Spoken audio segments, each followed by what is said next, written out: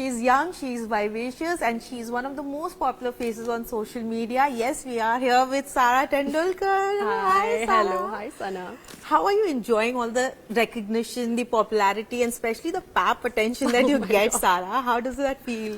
It's definitely something a little bit out of my comfort zone, but I'm getting used to it, and here we are today. And this interview is all about getting to know Sara Tendulkar better. So, Sara, if you have to describe yourself in 5 words, how would you do that? Fun-loving, adventurous, travel junkie, science lover, and foodie. Amazing. And what does a regular day looks like for Sara? So I usually wake up and I like to go to the gym first thing, and then so either gym or Pilates. Then I come back, I eat something, I go to work. Honestly, each work day looks very different to me because some days I'm traveling to different places for the foundation work. Some days I'm working from home, some days I go into office. I'm also opening a Pilates studio now, so I go into the studio quite a bit. So each day is very different, but I really like that. And then, honestly, I come home by evening time, I'm exhausted. I'm not a very late night kind of person. So I have dinner usually with family or friends, and then I go to sleep. Amazing. And how do you fit your skincare and beauty? How does that all fit in this tight schedule? I think skincare for me is like brushing my teeth. I wake up in the morning, I do my morning routine. At night before I sleep, I do my routine. So it's not something that I really have to find time for. It just all kind of happens. And yeah, makeup was the other question. Yeah. Makeup, I don't apply makeup every day. It's just for events or if I'm Right. going to a party or something like that. Yeah. But a lot of young girls are actually looking forward to hear it from you. Like, how does your skincare looks like, especially morning and night, which has become the key word on social media? Oh my God. My skin routine, I mean, I really believe in consistency because if you don't use a product for at least 3 months, you're not going to see the benefits of it.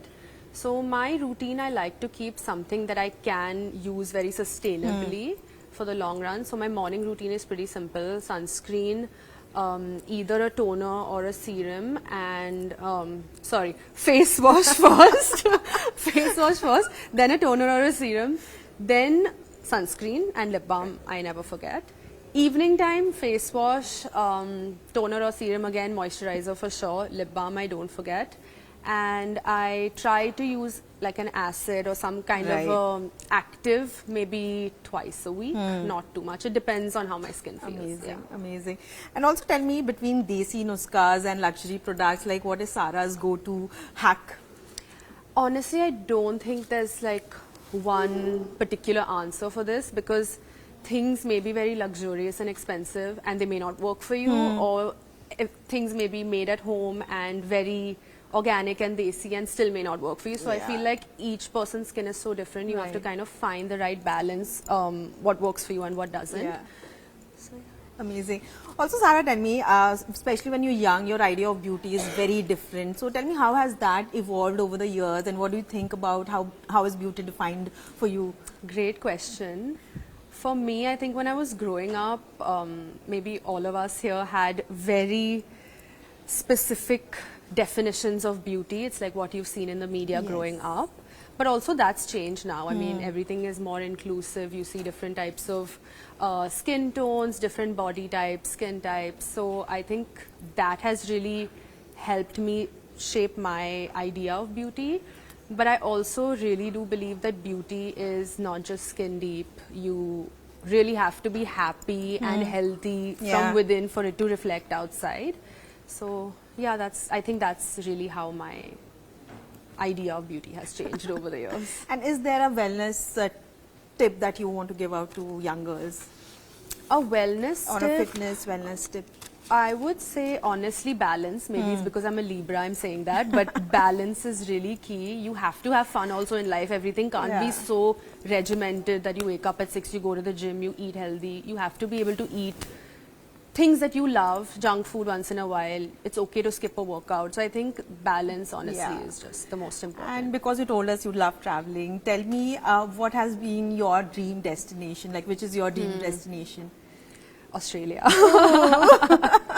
I really love the country. There's so much to do there. I can go on and on about Australia. So your top do's and don'ts if someone is traveling to Australia, what would that be? So this is a do and a don't. Definitely do carry a good, strong sunscreen because, I mean, personally, I went surfing there once and I applied sunscreen only on my face and I forgot about my legs because they told me that sunscreen kind of slips off onto the surfboard and then you can slip off it. So I was like, it's okay if I don't. But my legs were so badly burnt the next day. I couldn't wear like tights or anything. I had to just wear loose dresses. So definitely carry sunscreen and apply it because Australian sun is lethal. And another thing I'd say when you're traveling is don't be very rigid in your planning. So, I mean, of course, have a plan, but also be okay with just exploring because every corner of Australia has so many different things to do that you'll honestly just stumble into something that you may not have even known or may not have planned. Yeah. And if 3 top places in Australia that one has to visit? So Gold Coast is my favorite place. That's where I learned surfing. So I'll definitely say Gold Coast. I'm very much of a beach person.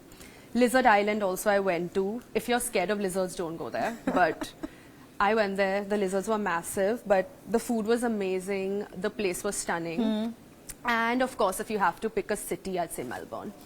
And are you someone like who's adventurous when it comes to food? Like you go and experiment? Oh, I'm such a big foodie. I love trying new food. And I love my Indian home food also. Yeah. And there is one like childhood memory that you have when you travel with your family and there's something that you did that still kind of just is special to you. So, I mean, with my dad playing and traveling to Australia so much, I visited, the first time I ever went was in 1999. And ever since then, I've been going like once in every 4 years. So I have got a lot of childhood memories there and they were always very happy because my brother and I were very thrilled. We didn't get to see our dad too much because he was always traveling for cricket. So when we'd go there, we were very happy to just spend as much time as we could with him. Right. Something that I remember distinctly spending almost every New Year's Eve in Australia in Sydney. So the once in every 4 years New Year's Eve we'd spend in Sydney on a boat with the whole team.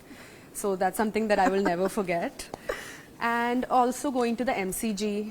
When I was young, I don't think I realized the significance of the MCG, but now when I went back, all those memories kind of just came flooding back to me. Amazing. And were you those siblings who used to fight during traveling? Was that the thing? No, I feel like well-behaved now we fight more than earlier.